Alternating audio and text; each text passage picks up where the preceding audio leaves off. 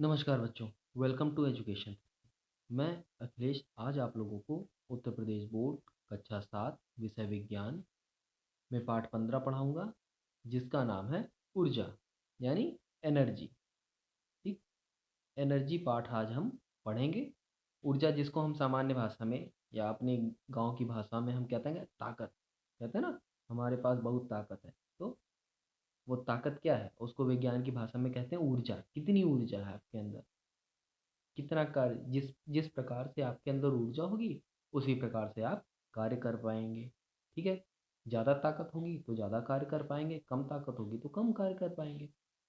यानी यहाँ से तो आपको पता चल गया कि जितना ताकत होगा उतना कार्य करेंगे, यानी जितना ऊर्जा होगा उतना हम कार्य करेंगे। तो इसी पाठ के बारे में हम आज पढ़ेंगे, जिसका नाम है ऊर्जा। शुरू करने से पहले अगर आप लोगों ने मेरे यूट्यूब चैनल को अभी तक सब्सक्राइब नहीं किया है तो प्लीज़ सब्सक्राइब कर लें और साथ साथ बेल आइकन को भी ज़रूर दबाएं। अगर और भी सोशल मीडिया लिंक पे आप मुझसे जुड़ना चाहते हैं आप, तो इंस्टाग्राम पे जुड़ने के लिए आप इस लिंक को फॉलो कर सकते हैं। फेसबुक पे जुड़ने के लिए इस लिंक को फॉलो कर सकते हैं। फेसबुक पे जो पेज है, हम चैनल के नाम से ही पेज बना है। चैनल भी हमारा एजुकेशन थेरेपी नाम से बना है और फेसबुक का जो पेज है वो भी एजुकेशन थेरेपी नाम से ही बना है।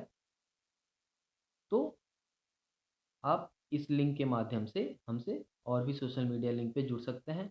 अगर आप मुझसे टेलीग्राम पे जुड़ते हैं तो वहाँ पे आपको जो पाठ हम पढ़ते हैं, चाहे जिस क्लास का हो, कक्षा 7 का हो, 6 का हो या 8 का हो, जो पाठ हम पढ़ेंगे वो पाठ की जो पीडीएफ फाइल होगी वो फाइल आपको मेरे इस टेलीग्राम चैनल पे मिल जाएगी। साथ साथ जो भी चीज़ें हम, जो भी अभ्यास प्रश्न जिन जिन पाठों के हल करते हैं, उसके भी अभ्यास प्रश्न या उनके जो पीडीएफ फाइल होते हैं वो भी आपको मेरे इस चैनल पे मिल जाएंगे, यानी टेलीग्राम चैनल पे। तो इन ये सारे लिंक जो हैं ये आपको डिस्क्रिप्शन में मिल जाएंगे, आप वहाँ पे जाके सीधे क्लिक करके वहाँ पे ज्वाइन हो सकते हैं। ठीक है, ज्वाइन करना फ्री है एकदम, वहाँ पे कोई चार्ज नहीं लगता। ठीक है, चलिए तो शुरू करते हैं इस पाठ को। देखिए, पाठ का नाम क्या है, पाठ का नाम है ऊर्जा, इकाई 15। अब इस पाठ में पहले तो हमको पढ़ना क्या है ये देख लेते हैं, फिर आगे शुरू करेंगे। देखिए, पहले तो देखते हैं, पहला बिंदु है यांत्रिक ऊर्जा। इसके बारे में जानेंगे, यांत्रिक ऊर्जा क्या होती है। फिर यांत्रिक ऊर्जा के प्रकार, यांत्रिक ऊर्जा के प्रकार क्या क्या हैं वो भी जानेंगे। ऊर्जा का रूपांतरण, यानी ऊर्जा की अलग अलग रूप या उनका रूप बदलता कैसे है। यानी अभी हमारे शरीर में ऊर्जा है तो ये शरीर, हमको थकान क्यों महसूस हुई, यानी हमारे शरीर की ऊर्जा खत्म हुई तो वो खत्म होके गई कहाँ, यानी एक तरह से उसका रूपांतरण हुआ। ठीक है, उसी को कहते हैं रूपांतरण। तो इसके बारे में जानेंगे। और जो आखिरी बिंदु है हमारा, ऊर्जा का ह्रास या ऊर्जा ह्रास एवं इसके कारण। ऊर्जा का ह्रास का मतलब यहाँ पे कि ऊर्जा खत्म कहाँ होती, यानी खत यहाँ ह्रास से मतलब है कि ऊर्जा ऐसी जगह खत्म हो रही है जो हमारे लिए उपयोगी नहीं है। ठीक है, यानी वो बिना मतलब उस जगह पे खर्च हो जा रही है। जैसे उदाहरण के लिए बता दें आपको, जैसे हम जो मोटरसाइकिल चलाते हैं, मोटरसाइकिल में से जब चलती है मोटरसाइकिल तो वो गति करने लगती है। गति करने के साथ साथ वो क्या करती है, आवाज़ भी निकालती है। तो वहाँ पे जो आवाज़ निकलती है वो क्या है, वो भी एक प्रकार की ऊर्जा है ना, ध्वनि भी एक प्रकार की ऊर्जा है। तो वो ऊर्जा हमारे किसी काम की नहीं होती और वो एक तरह से व्यर्थ में व्यय हो जाती है। यानी उसे हम उस समय कहेंगे कि ऊर्जा का ह्रास हो रहा है। ठीक है, या ऊर्जा का ह्रास हो रहा है। ठीक है, चलिए तो शुरू करते हैं इस पाठ को, जानते हैं अच्छे से सारी चीज़ें। देखिए, ऊर्जा तो हमें पता है, अभी मैंने आपको बताया। हमारे शरीर में जो ताकत है, यानी उसी को हम ऊर्जा कहते हैं। और जब हमारे शरीर में ताकत होगी, ऊर्जा होगी, तभी हम कोई कार्य कर पाएंगे। कोई भी कार्य हो, कैसा भी कार्य हो, यहाँ तक कि आप सोने का काम कर रहे हैं तो भी आपको ऊर्जा की ज़रूरत है। क्योंकि हम जो श्वसन क्रिया करते हैं वह, उसमें भी हमको सांस लेने और निकालने में यहाँ भी ऊर्जा की आवश्यकता पड़ती है। ठीक है, तो इसका मतलब हम कोई भी कार्य करेंगे तो हमको ऊर्जा की आवश्यकता पड़ेगी ही पड़ेगी। अब देखिए यहाँ पे हम खेलते हैं, दौड़ते हैं, उठते हैं, बैठते हैं, साइकिल चलाते हैं, स्कूल जाते हैं, स्कूल से पढ़ के वापस आते हैं। ये सब क्या है? इन सब में कार्य हुआ, हमने कार्य किया, और जब हम कार्य करेंगे तो ऊर्जा व्यय होगी, यानी ऊर्जा खर्च होगी। इस हिसाब से ऊर्जा और कार्य में संबंध हो गया, यानी ऊर्जा और कार्य का आपस में संबंध है। अगर आपके शरीर में ऊर्जा है तो ही आप कार्य कर पाएंगे, और अगर आप कार्य कर रहे हैं तो इसका मतलब आपके शरीर में ऊर्जा है, तभी आप कार्य कर रहे हैं ना। अगर आपके शरीर में ऊर्जा ही नहीं होगी तो आप कार्य ही नहीं कर पाएंगे, और अगर कार्य नहीं हो रहा है तो इसका मतलब ऊर्जा है नहीं आपके शरीर में। तो इसका मतलब ऊर्जा और कार्य में आपस में संबंध है। पिछली कक्षाओं में हम पढ़ भी चुके हैं ऊर्जा के बारे में, ठीक है। तो कुछ जानकारी उस हिसाब से उम्मीद है आप लोगों के पास होगी, और नहीं है तो भी यहाँ पे मैं आपको उतनी जानकारी दे दूंगा। चलिए, अब जितने भी जीव जगत, इस हमारी इस धरती पे जितने भी जीव हैं, चाहे मानव हो गया, चाहे जानवर हो गए, जो भी है, क्या है? सबके अंदर कुछ ना कुछ ऊर्जा है, ठीक। क्योंकि हर जानवर चलता फिरता है, खाता है, तो इसका मतलब कुछ ना कुछ ऊर्जा वो रखता है। अब ऊर्जा है तो जाहिर सी बात है, ऊर्जा है तो वो कुछ ना कुछ कार्य कर पाए। अब विज्ञान की भाषा में तो यही कहा जाता है कि अगर आपके पास ऊर्जा है तो इसका मतलब आपके अंदर कार्य करने की क्षमता है, ठीक। या हम कह सकते हैं कार्य करने की क्षमता को ही ऊर्जा कहते हैं, ठीक है। तो ये तो हो गया, समझ लीजिए, एक तरह से ऊर्जा की परिभाषा। चलिए अब आगे देखते हैं। यांत्रिक ऊर्जा। यांत्रिक ऊर्जा क्या होती है, जानते हैं इसके बारे में। देखिए, वस्तुओं की स्थिति, आकृति अथवा गति के कारण अवस्था में परिवर्तन के फलस्वरूप उत्पन्न ऊर्जा को यांत्रिक ऊर्जा कहते हैं। यानी वस्तु की स्थिति, जो भी सामान है हमारा, वो किस प्रकार का है, गोल मटोल, उसमें कोई बदलाव हुआ, यानी तो स्थिति का मतलब जगह के में बदलाव हुआ। आकृति का मतलब जो भी स्पेन है हमारा, ये टेढ़ा है, सीधा कर दिया गया, ठीक है। तो इसकी आकृति में, जैसे गेंद है, दबा दिए तो क्या हो गया, छोटा हो गया, उसकी आकृति में बदलाव हो गया।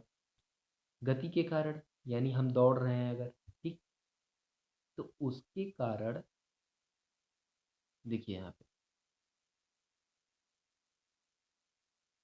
तो उसके कारण जो बदलाव हुआ है, जो भी परिवर्तन होता है अवस्था में, उसको क्या कहते हैं? उसके द्वारा जो ऊर्जा उत्पन्न होती है उसको हम कहते हैं यांत्रिक ऊर्जा, ठीक है। स्थिति में बदलाव हुई, गेंद को दबाया हमने, जैसे ही छोड़ेंगे तो गेंद फिर से अपनी स्थिति में आ जाएगा, ठीक है।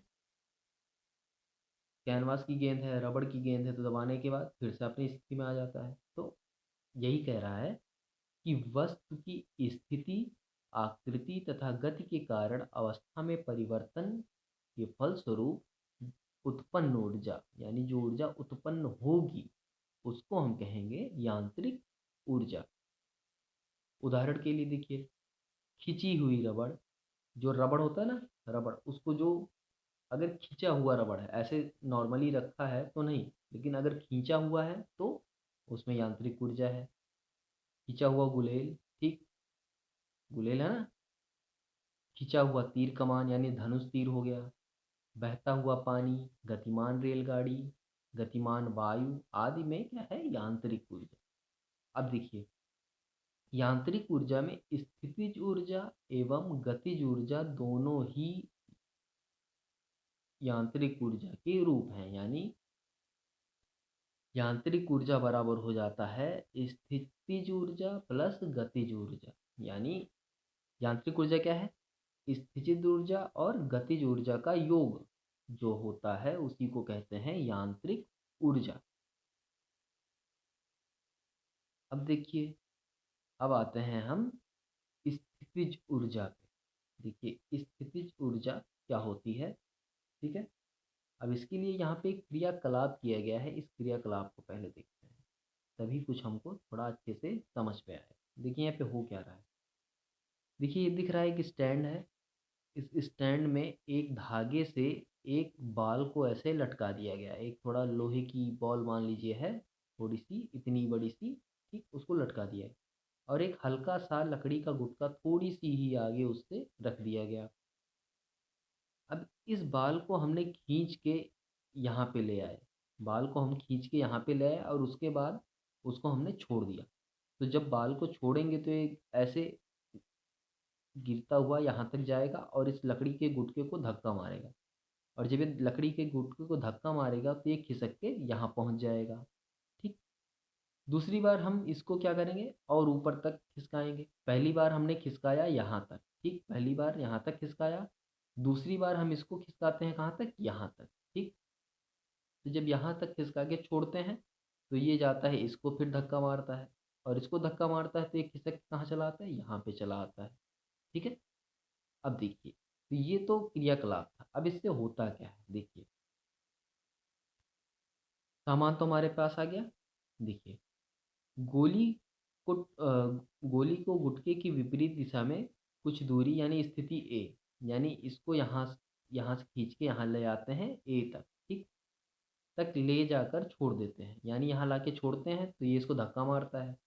गोली गुटके पर धक्का लगाती है जिससे वह कुछ दूरी तक या स्थिति एक तक आके खिसक जाती है, यानी स्थिति एक ये है, ये गुटका खिसक के कहाँ आ गया, यहाँ पे आ गया। ठीक है। दोबारा क्या हो रहा, फिर लोहे की गोले को लोहे की गोली को पहले की स्थिति में पुनः रखिए। ठीक, अब ये स्थिति में यहाँ आ गया दोबारा। इसके बाद अब गोली को पहले की अपेक्षा अधिक दूरी यानी स्थिति बी तक, यानी अब इसको यहाँ तक ले गए, बी तक ले गए, ठीक, तक ले जाकर छोड़ दीजिए। इस बार लकड़ी का गुटका पहले की अपेक्षा अधिक दूर तक यानी स्थिति दो तक खिसक जाता है, यानी लकड़ी का गुटका कहाँ खिसक के आ गया, अब यहाँ खिसक के आ गया। इस क्रियाकलाप में हम देखते हैं कि लोहे की गोली को उसकी विराम स्थिति से स्थिति ए तथा स्थिति बी तक ले जाने में कार्य करना पड़ता है। ठीक है। पहली स्थिति में यहाँ धक्का मारा तो यहाँ तक आया, यानी यहाँ तक हम जब इसको ले गए तो गोली ने कार्य किया, ये कार्य किया।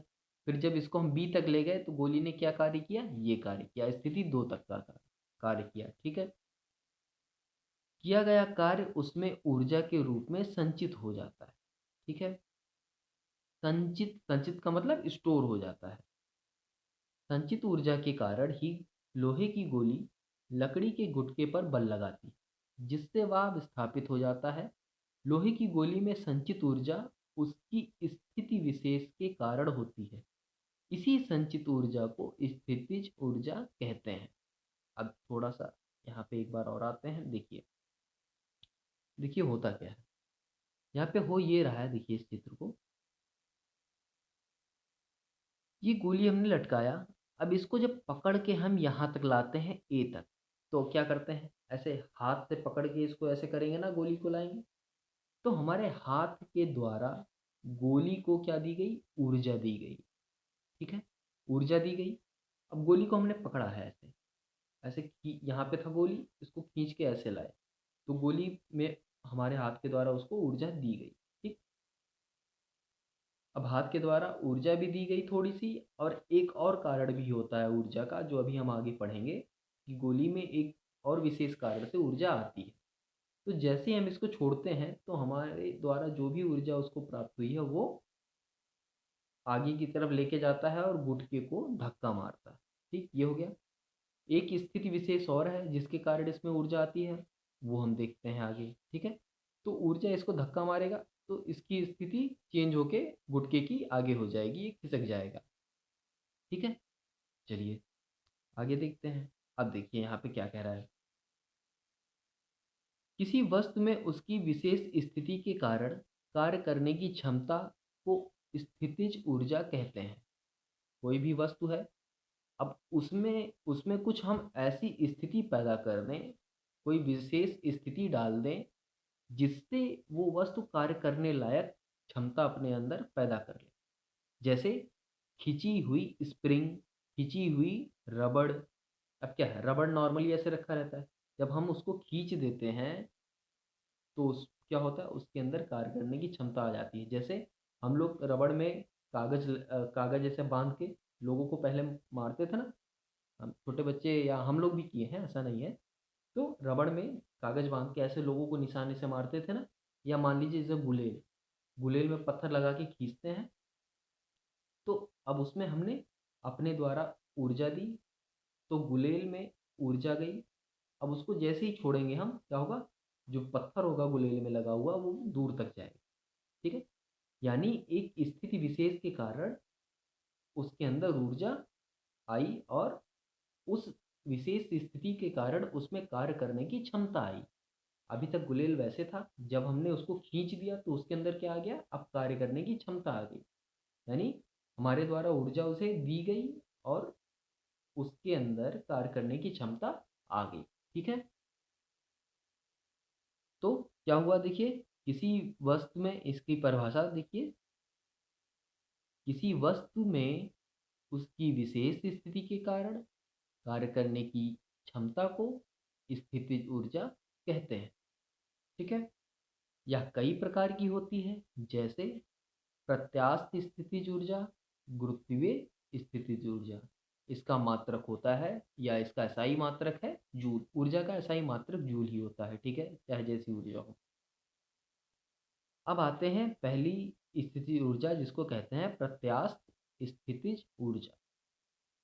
इसमें क्या होता है देखिए, किसी वस्तु के आयतन या आकार को परिवर्तित या विकृत, विकृत मतलब कैसा भी, टेढ़ा मेढ़ा ऊंचा नीचा कुछ भी करके, ठीक है, मतलब उसकी आयतन और आकार में अगर परिवर्तन है तो परिवर्तन करने के कारण उसमें संग्रहित ऊर्जा को प्रत्यास्थ स्थितिज ऊर्जा कहते हैं। जैसे अभी उदाहरण दिया, खिंची हुई स्प्रिंग, खिंचा हुआ रबड़, खिंची हुई धनुष बाण। ठीक है, ये सब क्या है, प्रत्यास्थ स्थितिज ऊर्जा में आती है। जैसे देखिए उदाहरण भी दिया है, धनुष बाण की खिंची हुई डोरी की आकृति में परिवर्तन के कारण डोरी में तथा चाबी वाले खिलौने में स्प्रिंग में संचित ऊर्जा। जो चाबी वाला खिलौना होता है, क्या करते हैं हम, पहले चाबी भरते हैं उसमें, उसकी एक विशेष आकृति होती है ना, अब उस आकृति को हम चाबी भर के अपने हाथों से बदलते हैं। तो हमने चाबी खूब भर दिया, पूरी चाबी भर दी, तो हमारे द्वारा उस चाबी भरने के कारण उसकी जो आकृति है वो पहले बड़ी रहती है, फिर घूम घूम के छोटी हो जाती है। तो हमने उसकी आकृति बदल दी। अब उसकी आकृति को ऐसा बनाया गया है कि उसकी, जैसे ही हम उसको चाबी भरते हैं तो वो छोटा हो जाता है, और जैसे चाबी छोड़ते हैं तो वो स्प्रिंग खुलने लगता है। और स्प्रिंग जब खुलने लगता है तो क्या होता है, वो खिलौना चलने लगता है या जो भी करने लगता है। ठीक है,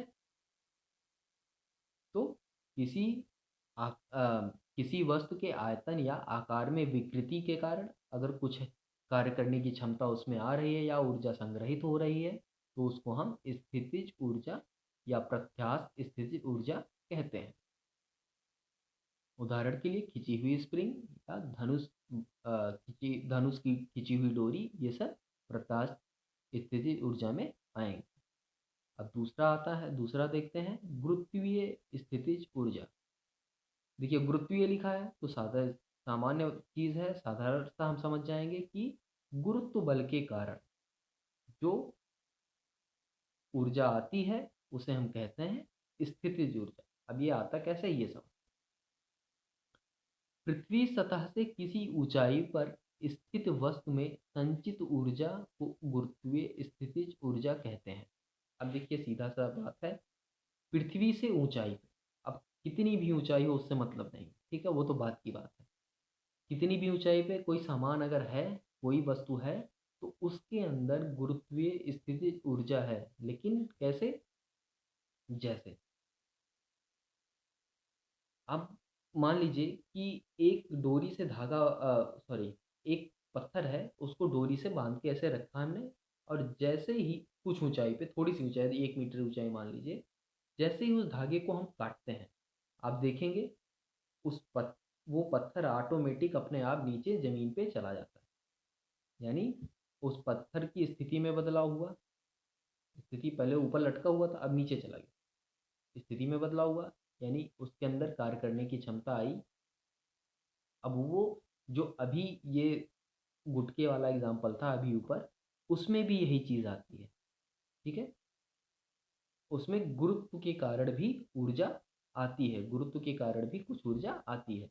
तो वही जब कोई पत्थर धागे से लटका हुआ है कुछ ऊंचाई पे और उसको जैसे धागा काटते हैं तो वो नीचे आ जाता है, इसका मतलब गुरुत्व यानी गुरुत्वाकर्षण के कारण या गुरुत्वीय त्वरण के कारण, उस गुरुत्वाकर्षण के कारण क्या पैदा होता है, गुरुत्वीय त्वरण आता है या ग्रेविटेशनल एक्सीलरेशन या फोर्स कहते हैं उसको, ठीक है, ग्रेविटेशनल एक्सीलरेशन। ठीक। अब इसके कारण जो आता है, गुरुत्व के कारण हमारा आ गया ग्रेविटेशनल एक्सीलरेशन या गुरुत्वीय त्वरण कहते हैं। अब वो क्या करता है, उस वस्तु को जमीन की तरफ गिराने लगता है, भेजने लगता है, या पृथ्वी उसको खींचने लगती है, कुछ भी कह सकते हैं, ठीक है। तो यहाँ पे जो कार्य हुआ वो जी के कारण हुआ, और साथ में वो वस्तु कितनी ऊंचाई पे रखी हुई है इस पे निर्भर करता है। साथ में एक चीज़ और निर्भर करेगा कि वस्तु का मास क्या है, ठीक है, भार क्या है। या देखिए यहाँ पे, यदि m द्रव्यमान की किसी वस्तु को h ऊंचाई पर तक ले जाते हैं, m का मतलब द्रव्यमान, जो m है वो द्रव्यमान कहलाता है, तो वस्तु की गुरुत्वीय स्थितिज ऊर्जा क्या होगी, वस्तु का भार गुणे ऊंचाई, साथ में गुणे गुरुत्वीय त्वरण। तो वस्तु का भार, अब देखिए वस्तु के भार में जो है हमारा गुरुत्वीय त्वरण आ जाता है। वस्तु का भार होता क्या है, mg कहते हैं उसको, यानी मास द्रव्यमान गुणे गुरुत्वीय त्वरण, इसी को कहते हैं वस्तु का भार। तो यहाँ g हमारा भार के साथ ही आ जाएगा, तो mgh हो जाएगा, यानी m गुणे g गुणे h। यहाँ पे इसको ऐसे कहना था, द्रव्यमान गुणे h गुणे g। ठीक। अब वस्तु का भार कह रहा है तो इसका मतलब इसके अंदर द्रव्यमान गुणे g आ गया। चलिए, जहाँ g गुरुत्वीय त्वरण है, इस सूत्र में h ऊंचाई जहाँ से मापते हैं वहां पर स्थितिज ऊर्जा का मान शून्य लेते हैं। यानी मान लेते हैं कि पिंड जब पृथ्वी से इतनी ऊंचाई पे है, तो ये जो ऊंचाई होगी यहाँ पे क्या होगा, स्थितिज ऊर्जा शून्य होगी, ठीक है। ये हमारी पृथ्वी है, तो पृथ्वी से इतनी ऊंचाई पे अगर कोई वस्तु है, तो जिस ऊंचाई पे वस्तु रखी होगी उस ऊंचाई पे क्या होगा, स्थितिज ऊर्जा शून्य होगी, ठीक है। वही ये नीचे कह रहा है, यहाँ पे वही चीज़ कही जा रही है कि वहाँ h ऊंचाई जहाँ से मापते हैं वहाँ पर स्थितिज ऊर्जा का मान शून्य होता है, ठीक है। तो ये तो हो गया हमारा स्थितिज ऊर्जा। अब हम आते हैं गतिज ऊर्जा पे, देखते हैं गतिज ऊर्जा। किसी वस्तु के गति करने के कारण कार्य करने की क्षमता को गतिज ऊर्जा कहते हैं। किसी वस्तु के गति करने के कारण, कोई भी वस्तु है, अब वो गति कर रही है, ठीक है, गति कर रही है, गति के कारण उसके अंदर जो कार्य करने की क्षमता आती है उसे गतिज ऊर्जा कहते हैं। अब इसका थोड़ा अलग सा अजीब सा एग्जांपल बता दे रहा हूँ। जैसे गाड़ी चलती हुई आ रही है, कोई इंसान जा रहा था, गाड़ी ने उसको ठोकर मार दी, ठीक है। गाड़ी में क्या था, गतिज ऊर्जा थी, और गतिज ऊर्जा के कारण ही जो इंसान था, उस जिसको ठोकर लगी, उसको उसी गतिज ऊर्जा के कारण चोट लगती है, ठीक है। अब वो गतिज ऊर्जा ज़्यादा थी कम थी वो बात की बात है, लेकिन ठोकर लगने से क्या हुआ, कार्य हुआ ना। अब वो कार्य अच्छा नहीं हुआ वो अलग बात है, ठीक है। अब भाई किसी को चोट लग जाए तो वो अच्छा कार्य तो नहीं माना जाएगा ना। तो यहाँ पे कार्य हुआ, लेकिन अलग, हमारे लिए अच्छा कार्य नहीं था, बस यही है, लेकिन कार्य हुआ। एक और उदाहरण मानते हैं, जैसे हवा, चलती हुई हवा। आपने देखा होगा कि विंड टरबाइन होते हैं। विंड टरबाइन का मतलब जो हवा से चलने वाले बड़े बड़े टरबाइन होते हैं, पंखे होते हैं, जिसका इस्तेमाल करते हैं बिजली पैदा करते हैं, ठीक है, उन्हें विंड टरबाइन कहते हैं। या फिर जो हमारा हाइड्रो इलेक्ट्रिक पावर प्लांट होता है, जहाँ पानी का इस्तेमाल करके, पानी के वेग का इस्तेमाल करके हम क्या करते हैं, मोटर, बिजली वाला मोटर चलाते हैं, टरबाइन चलाते हैं और उससे विद्युत पैदा होती है। या बहती हुई हवा, हम कह सकते हैं बहती हुई हवा, बहता हुआ पानी, ये सब क्या है? इन सब में क्या है? गतिज ऊर्जा। क्या है? गतिज ऊर्जा। क्यों? देखिए, जब आंधी बहुत तेज से चलती है तो क्या होता है? जहाँ छोटे मोटे छप्पर रखे होते हैं वो क्या होते हैं? उड़ जाते हैं। छप्पर कैसे उड़ा? क्योंकि बहते हुए हवा में, जोर से बहते हुए हवा में कौन सी ऊर्जा है? गतिज ऊर्जा। और किसी चीज के अंदर अगर ऊर्जा है तो उसके अंदर कार्य करने की क्षमता भी है। अब किसी का छप्पर उड़ गया तो कार्य तो अच्छा नहीं हुआ, लेकिन कार्य हुआ। जैसे गाड़ी से किसी को टक्कर लग जाए, चलती हुई गाड़ी से किसी को टक्कर लग जाए तो कार्य हुआ। ठीक है, चलिए आगे देखते हैं।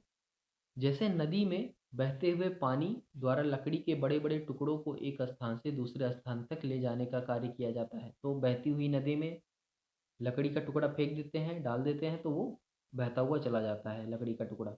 यानी बहते हुए पानी में कार्य करने की क्षमता है, इसीलिए वो लकड़ी एक जगह से दूसरी जगह गई। इस प्रकार तीव्र वेग से गतिमान वायु तूफान द्वारा वृक्ष उखड़ जाते हैं। यानी बहुत तेज आंधी चलती है तो आपने देखा होगा कि पेड़ की डालें टूट जाती हैं, वृक्ष उखड़ जाता है। ठीक है, तथा मकान के छप्पर उड़ जाते हैं। अतः गतिमान पानी तथा गतिमान वायु में कार्य करने की क्षमता होती है। यह क्षमता उनकी गति के कारण होती है। अब उनमें जो गति होती है उसी के कारण उसमें ये क्षमता आ जाती है। चलिए यहाँ देखते हैं। यदि वस्तु का द्रव्यमान m, वेग v हो तो उसकी गतिज ऊर्जा k होती है। सॉरी, और गतिज ऊर्जा को हम k से दर्शित करते हैं। ठीक है, यहाँ गतिज ऊर्जा को हम इससे k से दर्शित करते हैं। तो जो k बराबर होगा 1/2 एम वी स्क्वायर। ठीक, क्या होगा? 1/2 एम वी स्क्वायर, या इसको हम ऐसे पढ़ते हैं, गतिज ऊर्जा बराबर हाफ एम वी स्क्वायर। कैसे पढ़ते हैं? गतिज ऊर्जा बराबर होता है हाफ एम वी स्क्वायर, या 1/2 एम वी स्क्वायर। इसका मात्रक भी एसआई मात्रक जूल होता है। ऊर्जा कुछ भी हो उसका एसआई मात्रक जूल ही होगा। ठीक है, चलिए तो अब आते हैं। देखिए, एक चीज़ का ध्यान रखिएगा हमेशा, बिल्कुल एकदम ध्यान से काम करिएगा। देखिए, यहाँ पे द्रव्यमान है, यानी हाफ एम वी स्क्वायर। क्या है? यहाँ पे हाफ एम वी स्क्वायर है। वहीं जब गुरुत्वीय स्थितिज ऊर्जा की बात आती है तो यहाँ पे क्या आता है? वस्तु का भार। वस्तु का भार क्या होता है? एम जी होता है। किसी भी वस्तु का भार एम जी होगा। ठीक है, और फिर यहाँ गुणे ऊंचाई, तो इसी ये पूरा मिलके बन जाता है एम जी एच।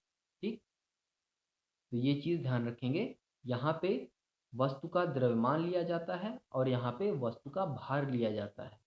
ठीक है, भार बराबर, वस्तु का भार बराबर होता है वस्तु का द्रव्यमान गुणे जी। वस्तु का जो वस्तु का भार होता है वो बराबर होता है वस्तु का द्रव्यमान गुणे गुरुत्वीय त्वरण, यानी स्मॉल जी। ठीक है, चलिए आगे बढ़ते हैं। आगे देखते हैं ऊर्जा का रूपांतरण। अब आते हैं ऊर्जा का रूपांतरण। गतिज ऊर्जा का स्थितिज ऊर्जा में तथा स्थितिज ऊर्जा का गतिज ऊर्जा में रूपांतरण, ये देखेंगे। चलिए देखते हैं इसको। यहाँ पे एक क्रियाकलाप कराया गया है, चलिए एक बार इसको भी देख ही लेते हैं। लगभग 1 मीटर लंबा ऐंठन रहित मजबूत धागा लीजिए। इसके एक सिरे पर लोहे की गोली बांधिए, जैसे ऊपर वाला लटकाए थे हम वैसे ही कुछ है। देखिए यहाँ पे चित्र भी दिया हुआ है, चित्र देख लीजिए। ठीक है, ऐसा कुछ देखिए, लोहे की गोली ए। अब ये ए बिंदु है, यहाँ पर खींच के लाएंगे हम इसको, गोली को ठीक तक ले जाकर छोड़ दीजिए। यानी ए तक हम खींच के ले गए ऐसे, गोली यहाँ पे थी, यहाँ खींच के ले गए ए बिंदु तक और उसको छोड़ देंगे ऐसे। ठीक, तो क्या होगा? गोली बिंदु बी की ओर गति करने लगेगी। फिर ये क्या करेगा? ए से बी की तरफ आएगी। आएगी ना, ऐसे पहले यहाँ आएगी। गोली की चाल बढ़ने लगती है। अब जैसे ए से बी तक आती है तो बी तक आने के बाद इसकी चाल बढ़ने लगती है। फिर तथा उसकी ऊंचाई मेज के तल के सापेक्ष कम होने लगती है। देखिए,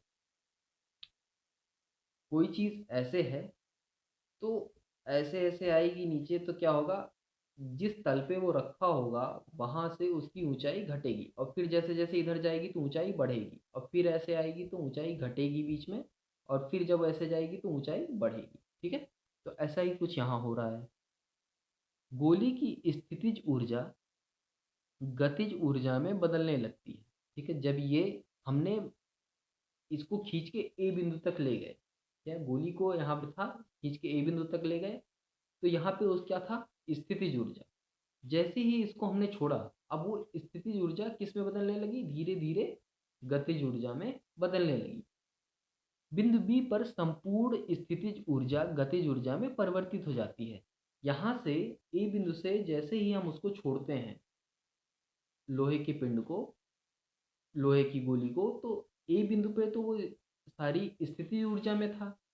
जैसे ही छोड़ते हैं वो क्या होता है, वो चलने लगता है और धीरे धीरे वो स्थितिज ऊर्जा को गतिज ऊर्जा में बदलने लगता है।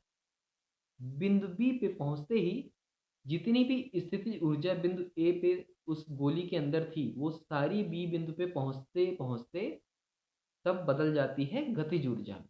ठीक है, तथा चाल अधिकतम हो जाती है। क्या हो जाता है, ये चीज ध्यान रखेंगे, चाल अधिकतम हो जाता है जब गोली बी से सी की ओर गति करती है। यानी अब बी पहुंच गया, अब बी से जब सी की ओर जाता है यहाँ पे, तब उसकी चाल कम होने के कारण गतिज ऊर्जा कम होने लगती है। कोई चीज़ है, अब जब यहाँ से हमने इस ए बिंदु से पिंड को छोड़ दिया, तो पिंड ऐसे गया बी बिंदु पे, बी बिंदु पे क्या हुआ, सारी स्थिति ऊर्जा गतिज ऊर्जा में बदल गई। उसके बाद बी बिंदु से फिर कुछ आगे भी तो जाता है पेंडुलम, तो यहाँ तक गया सी तक। सी तक क्या हुआ, धीरे धीरे उसकी गति कम होने लगती है। क्यों, क्योंकि उसकी जो गतिज ऊर्जा थी, अब वो धीरे धीरे क्या हो गया, बदलने लगती है किसमें, स्थितिज ऊर्जा में। सतह के ऊपर जाने के कारण स्थितिज ऊर्जा बढ़ने लगती है। बिंदु सी पर गोली क्षण भर के लिए ठहरती है। यानी जैसे यहाँ जाएगी सी पे, तो बहुत क्षण भर के लिए, हमको पता नहीं चलता, लेकिन वो ऐसे जाती है, रुकती है, फिर आती है ऐसे। ठीक है, इस समय गोली की संपूर्ण गतिज ऊर्जा, यानी जब बिंदु सी पे है, ध्यान दीजिएगा, जब बिंदु सी पे गोली पहुंचती है तो वहां पे क्या होता है, उसकी संपूर्ण इस जो ऊर्जा होती है, जो बी से हमको क्या मिला था, गतिज ऊर्जा, तो सी पे जब पहुंचता है वो, तो वहां पे जितनी भी गतिज ऊर्जा होती है उस गोली के अंदर, वो क्या होती है, बदल जाती है स्थितिज ऊर्जा में। यानी सी बिंदु पे जो भी गतिज ऊर्जा वो पिंड लेके आता है, वो सी बिंदु पे पहुंचते ही सब कुछ बदल जाता है किसमें, स्थितिज ऊर्जा में। ठीक है, तो सी बिंदु पे गतिज ऊर्जा बदल जाती है स्थितिज ऊर्जा में। अब क्या होता है आगे फिर देखते हैं। जब गोली सी से बी की ओर आती है, अब फिर क्या होता है, फिर जब ये सी से बी की तरफ आती है यहाँ, तब स्थितिज ऊर्जा पुनः गतिज ऊर्जा के रूप में बदल जाती है। यानी यहाँ जो स्थितिज ऊर्जा में बदला था, वो दोबारा फिर गतिज ऊर्जा में बदल जाता है। इस प्रकार स्थितिज ऊर्जा और गतिज ऊर्जा में परस्पर रूपांतरण होता रहता है। यही होता है ऊर्जा का रूपांतरण। यानी स्थितिज ऊर्जा कभी गतिज ऊर्जा में बदलेगी, फिर गतिज ऊर्जा स्थितिज ऊर्जा में बदलेगी। वो निर्भर करता है कि किस प्रकार का कार्य है, किस प्रकार का सामान है, किस प्रकार की वस्तु है, किस प्रकार उसका आयतन है, किस प्रकार उसका आकृति है। ठीक है, हर चीजों पे ये निर्भर करता है। परंतु गोली की कुल यांत्रिक ऊर्जा, अब यांत्रिक ऊर्जा क्या होता है, सबसे पहले हमने यही पढ़ा, यांत्रिक ऊर्जा होता है स्थितिज ऊर्जा प्लस गतिज ऊर्जा। तो गोली की पूछी जाए अगर गोली की संपूर्ण यांत्रिक ऊर्जा क्या है, तो कहा जाएगा स्थितिज ऊर्जा प्लस गतिज ऊर्जा। इसका जो मान होगा वो क्या होता है, वो अचर रहता है, अचर रहता है। ठीक है, देखिए, अतः ऊर्जा का केवल रूपांतरण होता है, इसे ना तो उत्पन्न किया जा सकता है और ना ही नष्ट किया जा सकता। देखिए, अचर का मतलब, अचर का मतलब होता है, जैसे किसी ने कह दिया तुम्हारे पास दो घर हैं, तो दो घर का मतलब सिर्फ दो है। अगर कहा जाए तुम्हारे पास, जैसे मानते हैं ना, गणित के सवाल में कभी कभी आपने देखा हो, माना एक्स, तो माना x का मतलब यहाँ पे हमको x की वैल्यू नहीं पता है, x का मान नहीं पता है। लेकिन अगर हम कहते हैं माना पाई आर स्क्वायर, ठीक, हमने कहा पाई आर स्क्वायर, यहाँ पे जो पाई है वो क्या है, तो यहाँ इसका मान निर्धारित है, ठीक है। तो ये हमारा हो जाएगा अचर, और आर स्क्वायर का मान अभी हमको पता ही नहीं है, निर्धारित ही नहीं है, तो वो अचर है। तो जो ऊर्जा होती है, यानी जो टोटल ऊर्जा होती है, वो इस यहाँ पे इस संसार में वो एक निर्धारित फिक्स है, ठीक है। वो ऊर्जा का मान फिक्स होता है। इसीलिए कहते हैं कि ऊर्जा को ना तो बनाया जा सकता है, ना ही नष्ट किया जा सकता है, उसे सिर्फ एक रूप से दूसरे रूप में परिवर्तित किया जा सकता है। या तो हम परिवर्तित करेंगे या ऊर्जा खुद ब खुद परिवर्तित होगी, ठीक है। तो ये याद रखेंगे, ऊर्जा ना तो उत्पन्न किया जा सकता है, ना ही नष्ट किया जा सकता है। चलिए अब आगे देखते हैं यांत्रिक ऊर्जा का रूपांतरण। यांत्रिक ऊर्जा का रूपांतरण देखिए, इलेक्ट्रिक ड्रिल द्वारा वस्तु में छिद्र करने में ड्रिल की यांत्रिक ऊर्जा ऊष्मीय ऊर्जा में परिवर्तित होती है, यानी जब ड्रिल करते हैं तो यांत्रिक ऊर्जा ऊष्मीय ऊर्जा में परिवर्तित करती है। फिर जल विद्युत पावर प्लांट में जल की यांत्रिक ऊर्जा विद्युत ऊर्जा में परिवर्तित होती है। ऊष्मीय ऊर्जा का रूपांतरण देखिए, भाप इंजन, डीजल इंजन तथा पेट्रोल इंजन में दहन क्रिया द्वारा ऊष्मीय ऊर्जा जो होती है वो यांत्रिक ऊर्जा में परिवर्तित होती है, ठीक है। यांत्रिक मतलब यंत्र वाली ऊर्जा, ठीक है, यंत्र वाली ऊर्जा। उसमें क्या होता है, कंबस्चन होता है, दहन क्रिया होती है, तब जाके हमारा इंजन चलना शुरू करता है, और जब इंजन चलना शुरू करता है तो फिर गाड़ी भी चलती है, सब कुछ चलता है, ठीक है।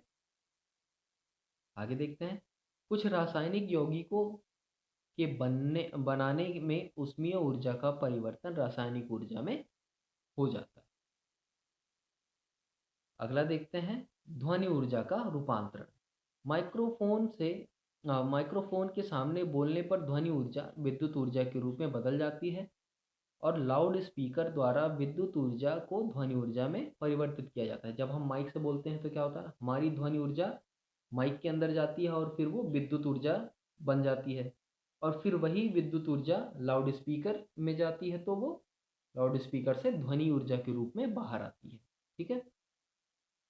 प्रकाश ऊर्जा का रूपांतरण, पौधे में प्रकाश संश्लेषण क्रिया द्वारा प्रकाश ऊर्जा रासायनिक ऊर्जा में रूपांतरित होती है।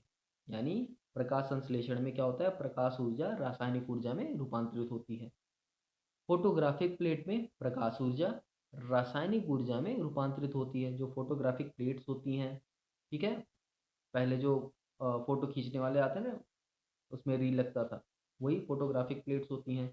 तो उसमें हम क्या करते हैं, प्रकाश ऊर्जा का इस्तेमाल करते हैं, और फिर वो रासायनिक ऊर्जा में रूपांतरित हो जाती है। Photo electric cell, solar cell द्वारा प्रकाश ऊर्जा विद्युत ऊर्जा में परिवर्तित होती है। आगे देखते हैं विद्युत ऊर्जा का रूपांतरण कैसे कैसे होता है। विद्युत मोटर, पंखे, ग्राइंडर आदि में विद्युत ऊर्जा का रूपांतरण यांत्रिक ऊर्जा में होता है। यानी विद्युत, ये जो पंखा है ऊपर देखिए लगा हुआ ना, ये ऊपर, ये क्या है, विद्युत पंखा है, इसमें बिजली जाती है तब ये घूमता है, यानी तब ये यांत्रिक ऊर्जा पैदा करता है।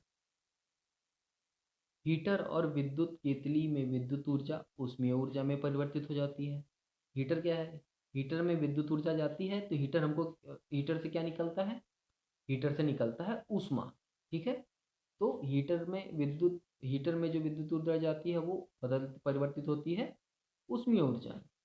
फिर बल्ब, ट्यूबलाइट आदि में विद्युत ऊर्जा पहले ऊष्मीय ऊर्जा और फिर प्रकाश ऊर्जा में परिवर्तित होती है। यानी जो ट्यूबलाइट जलता है, बल्ब जलता है, वो गर्म भी होते हैं और क्या होता है, प्रकाश भी देते हैं, यानी उसमें ऊष्मा भी उत्पन्न होता है और प्रकाश ऊर्जा, दोनों तरह की ऊर्जा उत्पन्न होती है। फिर विद्युत अपघटन में विद्युत ऊर्जा का परिवर्तन रासायनिक ऊर्जा में होता है। फिर देखते हैं रासायनिक ऊर्जा का रूपांतरण। देखिए, किसी वस्तु को जलाने पर रासायनिक ऊर्जा का परिवर्तन ऊष्मीय ऊर्जा तथा प्रकाश ऊर्जा में होता है। जैसे ठंडियों में हम क्या करते हैं, अलाव तापते हैं ना, आग जलाते हैं ठंडी में सेकने के लिए, तो क्या होता है, वहाँ पे वस्तु जलती है, तो रासायनिक ऊर्जा किस में परिवर्तित हो रही है, रासायनिक ऊर्जा परिवर्तित हो रही है रोशनी प्रकाश ऊर्जा में, और साथ साथ गर्मी गर्मी देता है ना, अलाव हम इसलिए तो तापते हैं कि हमको हमारे शरीर को गर्माहट मिले, यानी ऊष्मा भी मिलती है और साथ साथ रोशनी भी मिलती है, यानी प्रकाश ऊर्जा भी मिलता है, दोनों मिल जाते हैं। फिर प्राथमिक विद्युत सेल में रासायनिक ऊर्जा विद्युत ऊर्जा में परिवर्तित होती है। पटाखों के छुड़ाने में रासायनिक ऊर्जा ऊष्मीय ऊर्जा, प्रकाश ऊर्जा तथा ध्वनि ऊर्जा में बदल जाती है। जलती हुई मोमबत्ती में रासायनिक ऊर्जा का रूपांतरण ऊष्मीय ऊर्जा तथा प्रकाश ऊर्जा में होता है। ठीक है। अब आते हैं ऊर्जा रूपांतरण के कुछ अन्य तत्व। देखिए यहाँ पे ये कुछ अन्य तत्व हैं, यहाँ पे इसको भी देख ही लेते हैं। ऊर्जा रूपांतरण के कुछ अन्य तत्व। कार बैटरी के आवेशन, यानी जो हमारा इन्वर्टर का बैटरी होता है, यानी हमारे घरों में जो इन्वर्टर लगता है ना, उसमें जो बैटरी लगता है उसको, क्योंकि उसमें आवेशन क्रिया द्वारा ही बैटरी को चार्ज करते हैं। तो आवेशन में विद्युत ऊर्जा क्या होता है, रासायनिक ऊर्जा में परिवर्तित होता है। परंतु निरावेशन, यानी जब देखिए जब बिजली घर में आ रही है पावर हाउस से, तो क्या होता है, बैटरी हमारा चार्ज होता है, यानी उसका आवेशन होता है।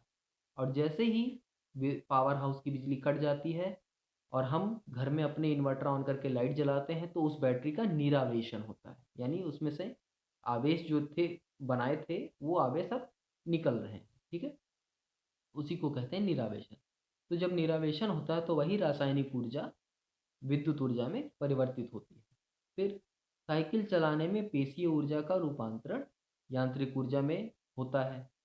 विद्युत चुंबक में विद्युत ऊर्जा का परिवर्तन चुंबकीय ऊर्जा में होता है। विद्युत चुंबक होता है, विद्युत चुंबक का मतलब जो हम अ, एक घोड़े की नाल यू आकार के लोहे में जब बहुत सारे तार लपेट देते हैं और उसमें विद्युत प्रवाह करते हैं, तो वो चुंबक की भांति व्यवहार करने लगता है। तो उसी को कहते हैं विद्युत चुंबक। तो विद्युत चुंबक में विद्युत ऊर्जा का परिवर्तन चुंबकीय ऊर्जा में हो जाता है। हमने विद्युत प्रवाह किया और वो जो सामान है हमारा वो चुंबक की भांति व्यवहार करने लगा। आगे देखते हैं। जब इलेक्ट्रिक जनरेटर कार्य करता है तो यांत्रिक ऊर्जा चुंबकीय ऊर्जा से पारस्परिक क्रिया करती है तथा विद्युत ऊर्जा में बदल जाती है।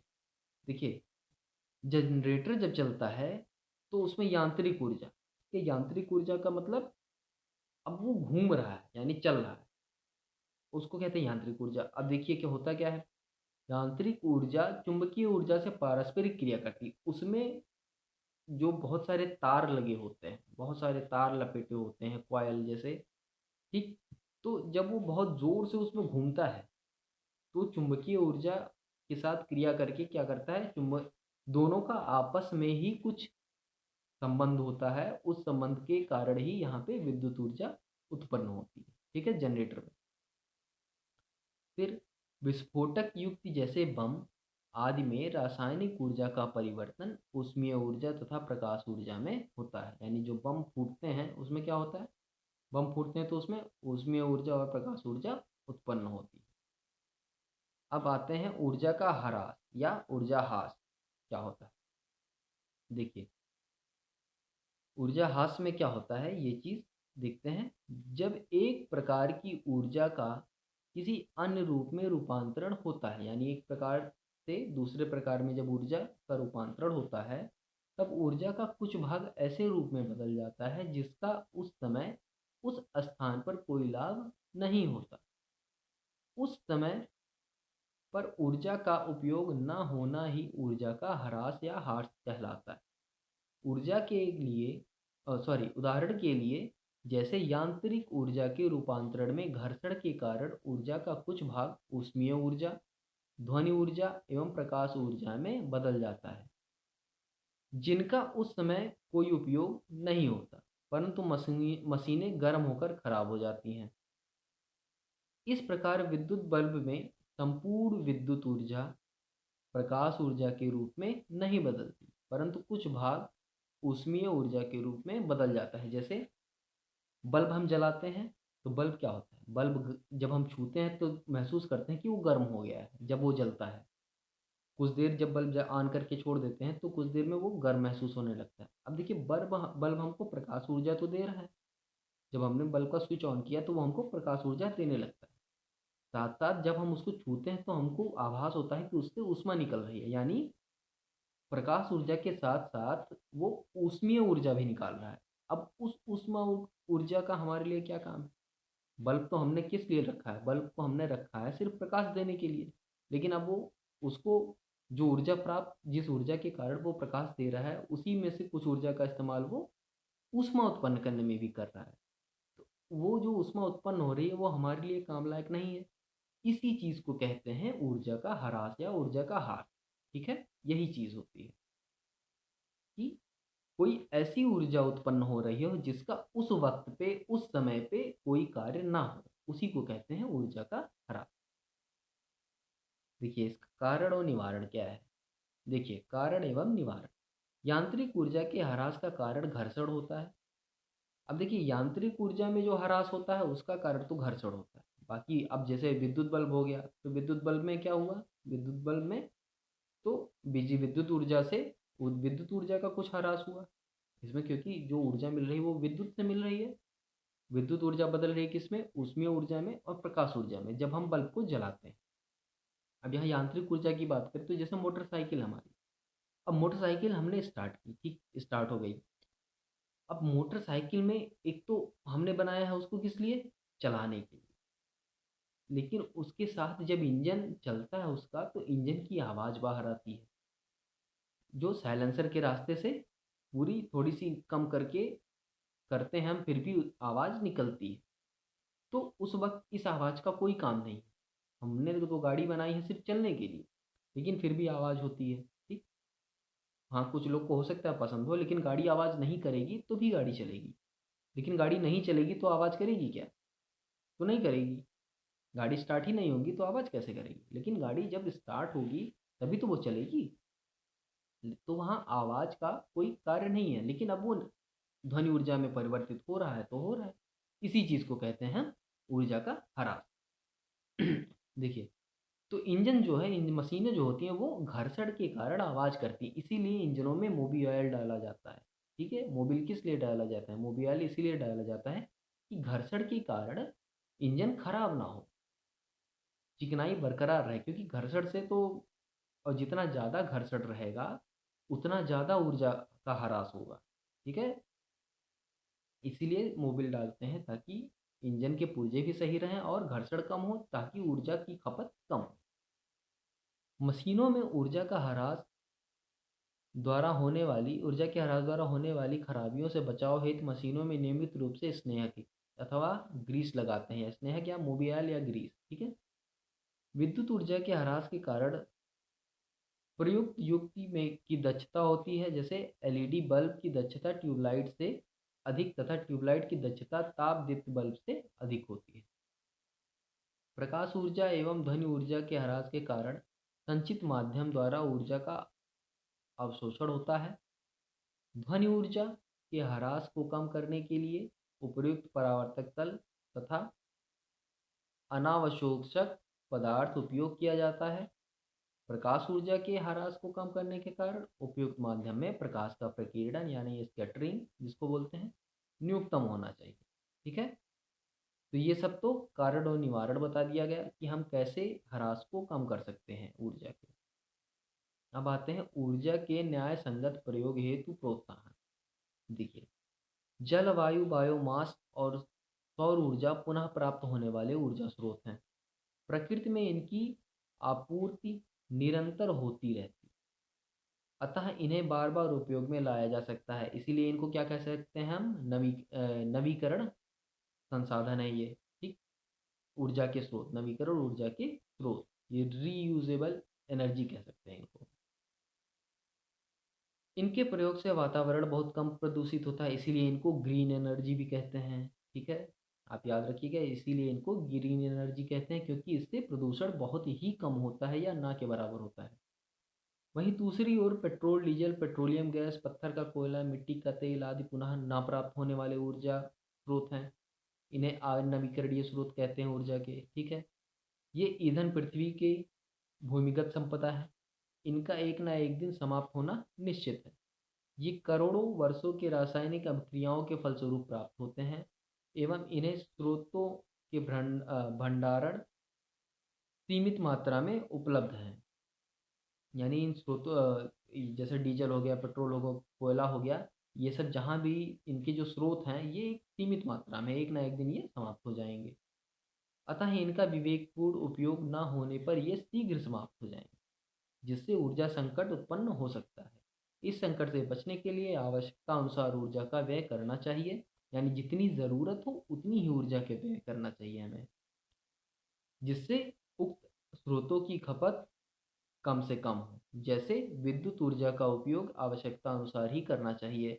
अगर हम कहीं ट्रैफिक सिग्नल पे खड़े हैं तो गाड़ी स्टार्ट करके नहीं छोड़ना चाहिए, हमको गाड़ी उतनी देर के लिए बंद कर देना चाहिए। ठीक है, इन सब चीज़ों को अपना के हम ऊर्जा को बचा सकते हैं। ठीक है, यहाँ भी कुछ चीज़ें देखते हैं। सजावट में विद्युत का उपयोग कम से कम करना चाहिए। यानी जो सजावटी शादी और इन सब में हम सजाते हैं ना, इसमें थोड़ा कम विद्युत का उपयोग करना चाहिए, झालर मालर कम लटकाना चाहिए थोड़ा। ठीक है, कम दूरी के लिए पेट्रोल डीजल चलित वाहनों का उपयोग नहीं करना चाहिए। सूर्य ऊर्जा का अनवरत स्रोत है, यानी एक तरह से नवीकरण स्रोत है, ग्रीन एनर्जी है, मान कभी खत्म ना होने वाली ऊर्जा है सूरज जो है हमारा। ठीक है, अतः ऐसी युक्तियों का विकसित करना चाहिए जिनसे सौर ऊर्जा को अधिक से अधिक उपयोग में लाया जा सके। यानी जैसे सोलर ऊर्जा का उपयोग करना चाहिए, सोलर पैनल का, ताकि हम घरों में बिजली का उपयोग तो सूरज के हिसाब से कर सकें, यानी जो सौर ऊर्जा है उसका इस्तेमाल कर सकें हम। ठीक है, तो ऐसी बहुत सारी युक्तियों को हमको जल्दी से जल्दी विकसित करना चाहिए ताकि हम सौर ऊर्जा का भरपूर उपयोग कर सकें। अब इस पार्ट में हमने क्या क्या पढ़ा, क्या क्या सीखा, वो बिंदु देख लेते हैं। हमने सीखा में यांत्रिक ऊर्जा किसी वस्तु में उसकी स्थिति, आकृति तथा गति के कारण उत्पन्न ऊर्जा होती है।